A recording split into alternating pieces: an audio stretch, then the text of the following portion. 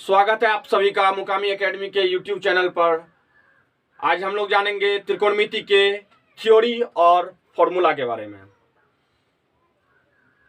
सबसे पहले जानेंगे समकोण त्रिभुज के बारे में। चूंकि समकोण त्रिभुज पर ही आधारित है ये त्रिकोणमिति, इसीलिए सबसे पहले जानते हैं समकोण त्रिभुज किसे कहते हैं। तो वैसे त्रिभुज जिसका कोई एक कोण 90 डिग्री हो समकोण त्रिभुज कहलाता है। यहां कोण भी 90 डिग्री है। समकोण त्रिभुज में समकोण का सम्मुख भुजा कर्ण कहलाता है। तो यहां AC है, कोण भी समकोण है 90 डिग्री है, इसका सम्मुख भुजा AC है। सम्मुख मतलब मुख के सामने, यानी सीधा कोण के सामने जो भुजा होती है, जिधर कोण खुला होता है उधर जो सामने में भुजा होती है। जैसे ये ऐसे है तो कोण का मुख इधर है, तो इसको हम बोलेंगे मुख के सामने, तो यही हो गया सम्मुख। तो ये AC हो गया। अब समकोण त्रिभुज में एक कोण 90 डिग्री तथा शेष दो कोण जो बच जाता है वो न्यून कोण होता है, अर्थात 90 डिग्री से कम होगा, और दोनों का योग एक समकोण होता है, यानी 90 डिग्री होता है।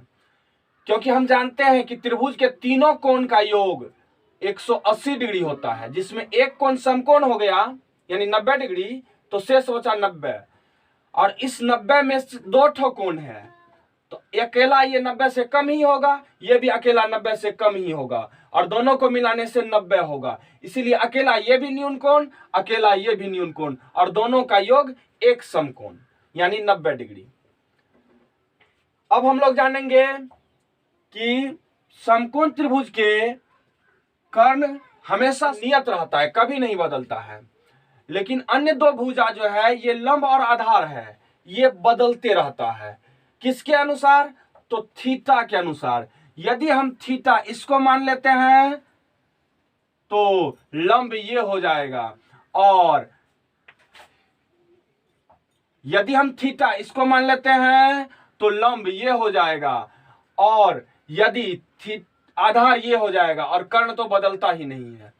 यदि हम थीटा इसको मान लेते हैं तो लंब सामने वाला भुजा हो जाएगा, और ये आधार हो जाएगा जिस पर थीटा है, और ये तो कर्ण बदलता ही नहीं है।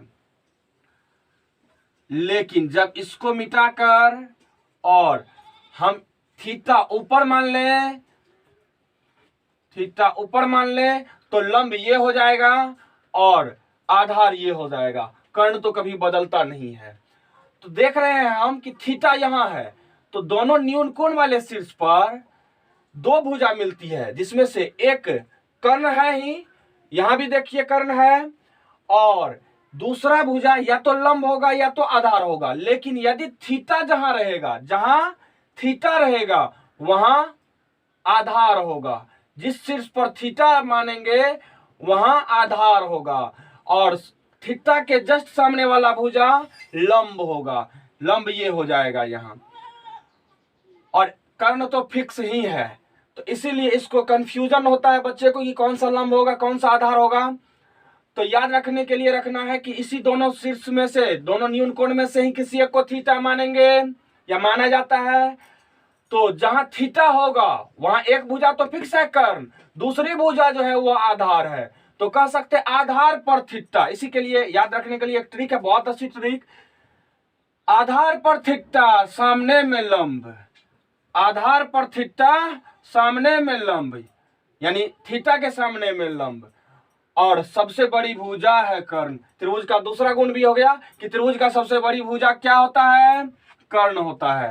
त्रिभुज का सबसे बड़ी भुजा कर्ण होता है।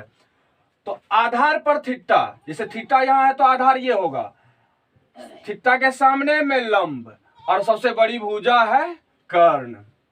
आगे हम लोग चलेंगे। अब इसी समकोण त्रिभुज के लंब, आधार और कर्ण के बीच एक संबंध स्थापित किए पाइथागोरस साहब ने, जिसे पाइथागोरस प्रमेय कहा जाता है। क्या था वो संबंध, जरा देखते हैं हम लोग।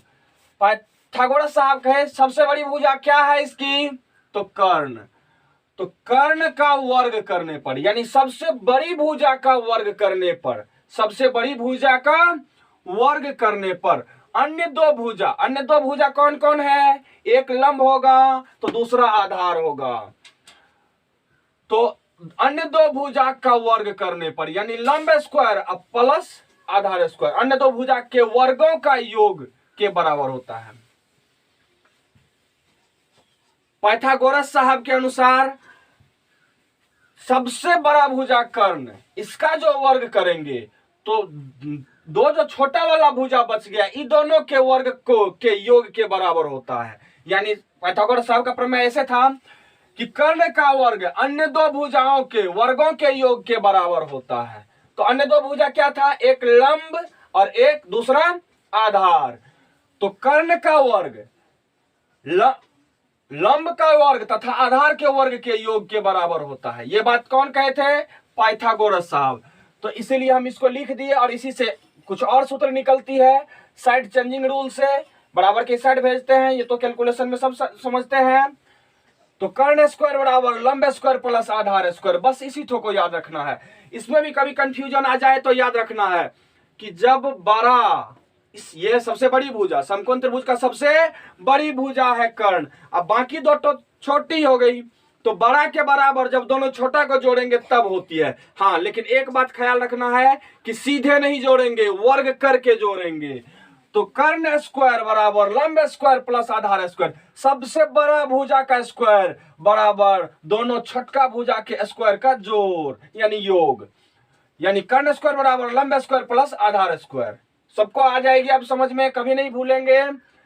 अब सीधा इसी से देखिए ये सूत्र बना दिए हैं, केवल स्क्वायर हट गया यहां।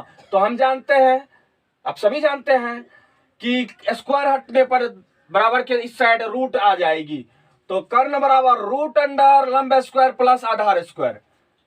अब इसी में यदि लंब को रख लेंगे तो आधार इस साइड आकर माइनस हो जाएगी, लंब को रख लिए तो आधार इस साइड आकर माइनस हो जाएगी, और लंब स्क्वायर बराबर हो जाएगा कर्ण स्क्वायर माइनस आधार स्क्वायर। इसको याद रखने के लिए दूसरा बात, लंब स्क्वायर निकाल रहे हैं। क्या निकाल रहे हैं? लंब स्क्वायर। लंब स्क्वायर बड़ा भुजा होता है त्रिभुज का कि छोटा भुजा होता है?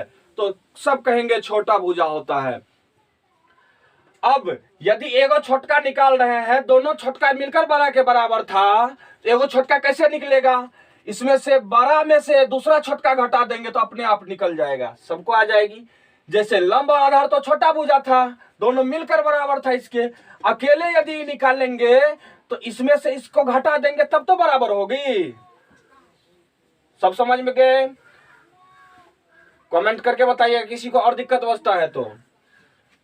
आगे हम लोग देख रहे हैं कि इसीलिए जब लंब स्क्वायर बराबर निकाले तो सबसे बड़का भुजा यानी एक छोटका भुजा बराबर सबसे बड़का भुजा घटाओ यानी माइनस दूसरा छोटका भुजा। तो एक लंब यदि यहां था तो दूसरा क्या बचेगा? आधार ही छोटा भुजा। छोटा भुजा क्या ठो? दो ठो, लंब और आधार। तो लंब स्क्वायर बराबर हो जाएगा कर्ण स्क्वायर माइनस आधार स्क्वायर। अब आगे इसी से रूट, केवल स्क्वायर को हटा दिए, लंब स्क्वायर में स्क्वायर हटा दिए तो इधर रूट चढ़ गया, अर्थात लंब बराबर रूट अंडर कर्ण स्क्वायर माइनस आधार स्क्वायर। फिर से यदि लंब स्क्वायर निकाले थे तो अब आधार स्क्वायर को निकालेंगे तो ये इस साइड आकर माइनस हो जाएगा कर्ण में से। तो आधार स्क्वायर बराबर कर्ण स्क्वायर माइनस लंब स्क्वायर। फिर से इस पर से यदि स्क्वायर हटा दिए तो रूट चढ़ गया, आधार बराबर रूट अंडर कर्ण स्क्वायर माइनस लंब स्क्वायर। उम्मीद है सबको भी ये पूरी ट्रिक याद हो गई होगी, पूरी सूत्र याद हो जाएगी बहुत आसानी से। फिर से एक बार हम रिपीट मार देते हैं कि सबसे बड़ी भुजा का वर्ग दोनों छोटका भुजा के बराबर होता है। स्क्वायर हटा दिए तो रूट चढ़ गया, एगो छोटका भुजा निकालेंगे तो बड़का में से दूसरा छोटका घटाएंगे, अर्थात लंब स्क्वायर निकाल रहे हैं तो कर्ण स्क्वायर माइनस दूसरा छोटका यानी आधार स्क्वायर माइनस हो जाएगा। तो लंब स्क्वायर बराबर कर्ण स्क्वायर माइनस आधार स्क्वायर। उसी तरह से यदि स्क्वायर हटा दिए रूट चढ़ गया, फिर से दूसरा छोटका भुजा निकाल रहे हैं तो इसमें बड़ा भुजा में से पहला घट जाएगा, पहला छोटका भुजा घट जाएगा। तो आधार स्क्वायर बराबर कर्ण स्क्वायर माइनस लंब स्क्वायर। तो आधार पर से स्क्वायर हटा दिए तो रूट चढ़ गया, बस यही तक है। आगे हम लोग चलेंगे अब नेक्स्ट टाइप, दूसरे टाइप के फॉर्मूला में।